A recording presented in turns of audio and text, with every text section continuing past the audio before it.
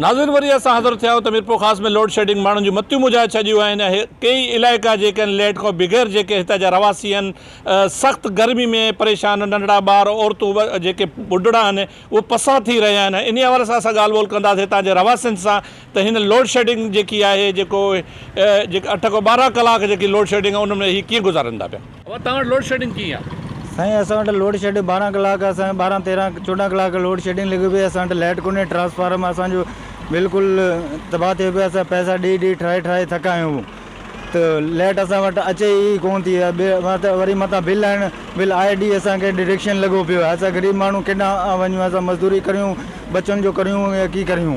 ॾींहं जो लाइट कोन्हे, राति जो लाइट कोन्हे, मच्छर खाइनि था, करनि था। असां हिते जाम परेशान आहियूं, लाइट जे करे तमामु घणा परेशान आहियूं।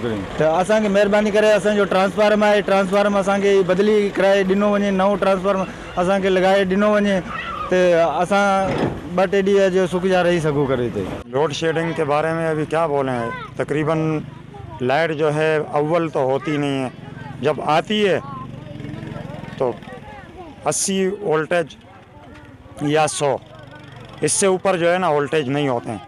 बाकी ये है कि अभी तकरीबन कोई 12-15 दिन पहले मेरा जो है ना ये डिम पोल रात को हम सोए हुए थे, फ्रिज जल गया, 15,000 रुपये ख़र्चा उसके ऊपर किया मैंने। अभी गरीब आदमी जो है ना अभी लाइट को देखें या अपना रोज़ी करें या कहीं जाए, इधर भी जो है अभी ये देखो ये तारें जो है नज़र आ रही है, इन तारों के अंदर जो है ये तकरीबन इसके अंदर डायरेक्ट जो है ना ज़्यादा लगे हुए हैं। बाकी मीटर वाले जिनके मीटर हैं उनको इसी वजह से मसला हो रहा है कि ट्रांसफार्मर के ऊपर वज़न है, लोड है और ये कुंडा सिस्टम है इधर। तो हमारी जो है ना हमारे हुक्मरानों से, ये वापडा वालों से जो है दरख्वास्त है, अपील है कि यहाँ पर आके जो है ना इधर सफाई करे, ताकि हमारा जो है ना ये लाइट जो डिम पोल हो रहा है, हमारा ना जो है पानी का मोटर चलता है, ना जो है फ्रिज चल रहा है, ठीक है। पंखे भी इसी तरह खाली हिल रहे हैं, हवा नहीं है। और माशाल्लाह इधर गंदगी देख रहे हो आप, इधर मच्छर भी ऐसे होते हैं कि पंखे के बगैर तो इधर गुजारा नहीं है, चाहे दिन हो चाहे रात हो। अभी रात को हम मजबूरन जो है ना छत के ऊपर अपना बिस्तरा अलग लगाया हुआ है, रात को ऊपर चढ़ जाते हैं, या तो अभी बच्चे हैं, बच्चों को जो है मच्छरदानी में सुला देते हैं, हम मच्छरों में सोए हुए होते हैं, लेटे हुए होते हैं। ये कुंडी सिस्टम में ज़ाहिर ये डायरेक्ट तो नहीं लगे, इनमें भी वापडा इनमें बहुत कम है। जो ये तो चंदा करके देते होंगे ना वापडा वालों को? क्या चंदा करके देते हैं, जो भी आता है वो अपना जेब भर के चला जाता है इधर। मतलब सरकारी जो सिस्टम है ना, जो उसूल पे जो चलने वाला है वो तो कुछ भी नहीं है। उसूल पे चलने वाला जो होता है ना, जो क्या बोलते हैं कि किसी का मीटर है तो चलो ठीक है, उससे अगर 19-20 हो गया, कोई पैसे में से दे दिए। आप ये तारें देख रहे हो, इधर पोल की ज़रूरत है, इधर पोल नहीं है, ठीक है। इधर जो है ना पोल नहीं है, इधर पानी जमा होता है, ये तारें जो है ना गिरती है पानी के अंदर। पिछली मरतबा भी इधर डाक्सन वाले को करंट लगा और टायर मायर भी उसके इतना करंट लगा कि टायर मायर भी बस्ट हो गए। इधर देखो ये हालत देख रहे हो आप तारों की। आपके घर में तो एसी होगा ना? हमारे घर में एसी किधर है, हमारे घर के अंदर एसी नहीं है। मेरे घर के अंदर जो है ना लाइट डिम पोल होने की वजह से जो है ना तारें जली है। सुबह उस टाइम पे जो है ना बच्चों ने उठाया, फजर के अंदर देखा तो तारों में आग लगी हुई है। तो ये सिस्टम है, लाइट का तो निज़ाम सिस्टम है ही नहीं। एक तो लोड शेडिंग होता है, चलो पता है बंदे को कि अभी जो है ना ये टाइम है लाइट का, ये जाने वाला है, ये टाइम है लाइट का, ये आने वाला है। वो सिस्टम तो है ही नहीं ना, टाइम वाला लेकर जाते हैं। उसके अलावा जैसे अभी 2:45 बजे गई और 3:45 बजे आती है, तो नहीं, ये 2:45 के बजाय 1:30 बजे चली जाती है, फिर वो 5:45 बजे लाइट आ रही है। मतलब कुछ भी नहीं। उसके अलावा भी जो लोड शेडिंग का टाइम है उस पर तो लाइट जाती है। बाकी जो उसके अलावा भी जो है ना, जिसको बोलते हैं कि बस टाइम के अलावा भी 2-2, 3-3 घंटे जो है लोड शेडिंग कर देते हैं। 2 घंटे हैं, 4 घंटे लाइट नहीं है। बस यही है अभी हमारा तो, हमारे वापडा वालों से और हुक्मरानों से हमारे जो है ना अपील है कि कम से कम जो है ना ये लाइट का सिस्टम हमारे को जो है ना बहाल करके दिया जाए। लोड शेडिंग किया साईं, लोड शेडिंग जाम आहे, लोड शेडिंग ठुप आहे कोन, लाइट ते ठुप आहे कोन। उन खां अलावा हींअर ईद जा पूरा 8 ॾींहं असां ईअं ई गुज़ारियो आहे। हुन खां पोइ हिते पोल जी बि ज़रूरत आहे, पोल बि आहिनि कोन, सही आहे न। लाइट केॾीमहिल छा आहे, केॾीमहिल छा आहे। हींअर ट्रांसफार्मर उॾरी वियो, सही आहे, उहो बि हिननि पैसा घुरिया हुआ कि असांखे ट्रांसफार्मर पैसा ॾियो, असीं ट्रांसफार्मर लॻायूं। उन खां पोइ चंदो वरितो, हालांकि 500-500 रुपए सां, ठीकु आहे न। लाइट बिल्कुलु बि कोन्हे, बिल्कुलु 100-180 वोल्टेज एतिरा अचनि था।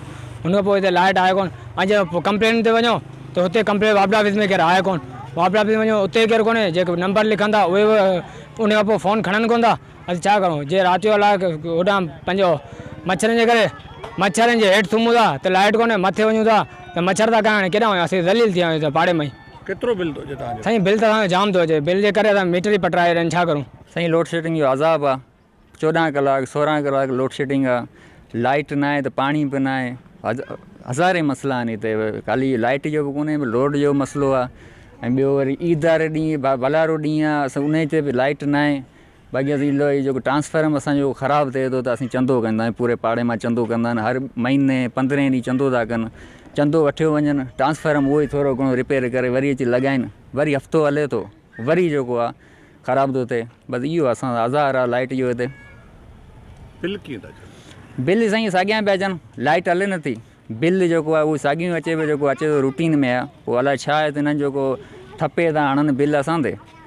उहो बिल 4000 5000 6000, जंहिंमें घर में 2 पंखा था हलनि उनखे 5000 बिल आहे। पोइ इहो अज़ाब आहे। तव्हांजे हाणे छा मुतालबो आहे त हिन असांजो साईं इहो सिधो सो मुतालबो आहे त असांखे जेको आहे लाइट जेको आहे असांखे ॾिनी वञे सही तरीक़े सां। जेको लोड शेडिंग आहे ठीकु आहे, सम्झूं था असां, पर जे लोड शेडिंग जेको जाइज़ आहे उहो कयो न साईं। बेजाइज़ लोड शेडिंग आहे, ट्रांसफार्म जा मसइला आहिनि, ट्रांसफार्म न अचनि नथा, उहे ई पुराणा ट्रांसफार्म जेके लॻा पिया आहिनि उहे क़दीमी उहे ई पिया हलनि। उनखे अलावा जेको असां जेको चंदो करे ॾियूं था, असां ज़ाती पैसा था ॾियूं, उनखां पोइ उहो बि नथा असांखे को असांजो को कनि। छा साईं हिते लोड शेडिंग जो तमामु घणी आहे ऐं वेला वक़्तु आई कोन्हे जेॾीमहिल चाहिनि कटे सघनि, केॾीमहिल चाहे ॾिन। ऐं ट्रांसफार्मर आए ॾींहुं सड़िया पिया आहिनि, ख़बर कोन हूंदी आहे। जे सड़ी वेंदा आहिनि त पोइ कंप्लेन कबी आहे, तॾहिं बि तमामु घणनि ॾींहंनि खां पोइ था अचो वञनि, ठाहे वेंदो आहे। ऐं हिते वॾो में वॾो एल्टियुनि जो मसइलो आहे, जेको एल्टियूं कटियो था वञनि। असांजी पोइ गली में ट्रांसफार्मर खां लाइट कोन्हे, परे ट्रांसफार्मर वरिती वई आहे। बिल सभिनी जा अचनि था, भले चेक कनि, महीनो कनि, असां चेक वधीक कोन कयो आहे। बाक़ी उहा बिल अचो था वञनि तक़रीबन 4000 5000 7000। तव्हांजे घर में एसी हले पियो? चेक करे सघो था? न एसी आहे छा एतिरो बिल थो अचे? न बिल त असां लाइ एसी त न आहे, वरी जंहिंखे यकीन न आहे त भले चेक कनि। न एसी जो बिल आहे न, इहो त 4000 5000 तव्हां वटि इहो त नॉर्मल बिल न आहे न, पर आहे असां वटि हिकिड़ो न, पर ॿिनि वटि बि काफ़ी सारी नोट आहे। अच्छा जी हा, डिटेक्शन लॻी आहे तव्हांखे कॾहिं? डिटेक्शन असां वटि कोन लॻी आहे। कोन लॻी आहे, मतिलबु लाइट जो वॾो हज़ार आहे तव्हां? लेट जो वॾो हज़ार आहे। हा, पोइ कीअं कीअं ॾींहुं गर्मी या कीअं गुज़ारियो था? बसि पोइ हाणे इहो मजबूरी जो नाम शुक्रिया आहे, बसि फाड़णो आहे। माना जग सां तव्हां बि गॾु आहियो? हा बसि। सर लाइट जी सूरत हिते ॾाढी ख़राबु आहे। हूअं जी लोड शेडिंग 12 कलाक हले पई, त असां वटि 16 कलाक आहे। हिते हिकिड़ो 16 कलाक आहे। ॿियो वापदारनि जी हिते जेको आहे उहो छा चवंदा आहिनि ज़ोर आहिनि, हिते संदी मर्ज़ी हलाइनि था। हा संडे हाणे ॾिसो हिन इलाइक़े में मां गलियूं ॾिसो, घर ॾिसो, तक़रीबन 2000 3000 घर आहिनि, सिर्फ़ु 2 ट्रांसफार्मर आहिनि। हिकिड़ो उॾी थो वञे त पोइ हाणे छा था कनि वापदार ॿिए ट्रांसफार्मर ते लोड विझनि था, उहो बि उॾी वञे थो। असीं महीनू 15 ॾींहं बग़ैर लाइट जे वेठा आहिनि। ऐं ॿियो मथे ॾिसो खंभा ठला पिया आहिनि, एल्टियूं आहिनि ई कोन। असांखां तार आहे, जेको तार वापदार आहे, चवनि था त तार संदी पाण आणियो त तक़रीबन 60 हज़ार रुपए जी तार वठणी पई। ऐं उन ते वरी मीटर आहे, मीटर ते वरी उन तार जो बि लोड पए थो। हूं बिल जेको 3000 अचे थो, त तार जो लोड आहे, घर जो 2 पंखा बि हलनि था त 6 हज़ार रुपया असांजो बिल अचे पियो। हाणे उन हिसाब सां ॿियो हालत ॾिसो, लाइट आहे कोन, हींअर गर्मी जी शिदत तमामु वधी वई आहे।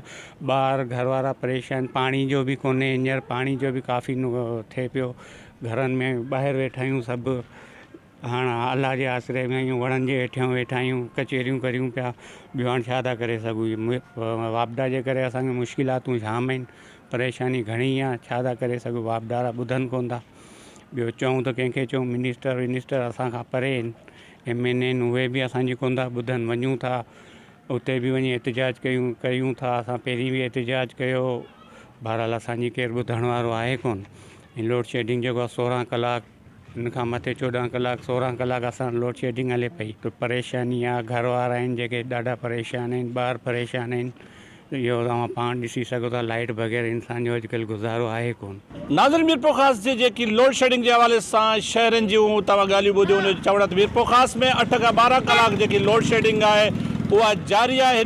हिन जेकी सख़्तु गर्मी में जेके असांजा घर जा ॿारड़ा पोड़ा औरतूं पसाह थी रहियूं आहिनि, ऐं पाणी जो जेको सिलसिलो आहे वापडा खां जेकी लाइट खां बग़ैर जेको आहे पाणी पीअण जेको घर में अचण जेकी सहूलियतूं आहिनि उहा नथियूं थी सघनि ऐं कारोबार जेको आहे कारोबार बि मुतासिर थिए थो जेको माण्हू मज़ूरी ते वञे थो उन जी मज़ूरी बि कोन थी थिए पई गर्मी जेकी जे करे हितां जा जेके शहरी आहिनि घरनि में पसार थी रहिया आहिनि ॾींहं जो त जेके उन वणनि जे हेठां जेको ॾींहुं गुज़ारनि था पिया त जॾहिं त राति जो टाइम ते जेको हीअ जेके रवासी आहिनि हुननि जो चवणु आहे त हिन गर्मी में जेकॾहिं अंदरि सुम्हूं था त गर्मी आहे जेकॾहिं मथे सुम्हूं था पिया त मच्छर आहिनि हितां जी जेकी लोड शेडिंग आहे असांजे लाइ आज़ार करे छॾियो आहे हाणे तव्हां पंहिंजे मेज़बान मोहम्मद उमर दाऊद पोटे खे ॾींदा इजाज़त अल्लाह निगहबान।